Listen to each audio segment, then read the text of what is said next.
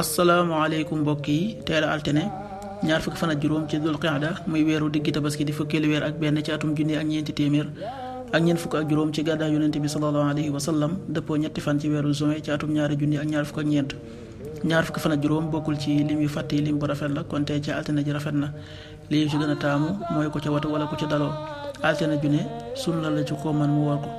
ñaanu bis bi yow yàlla na nga ma dolli xam-xam rabbi zidni ilma rabbi zidni ilma. xadiisu bis bi yonent bi sallallahu alayhi wa sallam nee na am na jigéen joo xam ne li waral mu tàbbi sawara mooy am muus mu jàpp tëj ko joxu ko mu lekk te bàyyiwu ko mu fori. xadis bi Buxaari yi nettali na ko qaala rasulullahi sallallahu alayhi wa sallam daxalat imratun annaara fi hirratin rabatatha falam tut'imha walam tad'ha ta'kulu min xasaasi al ard rawaahu Buxaari.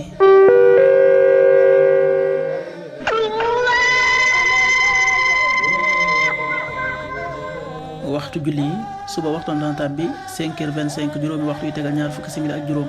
tisbaar 13h32 benn waxtu yu tegal fanweeri simili ak ñaar takkusaan 16h32 ñeenti waxtu yu tegal fanweeri simili ak ñaar timis 19h33 juróom-ñaari waxtu yu tegal fanweeri simili ak ñett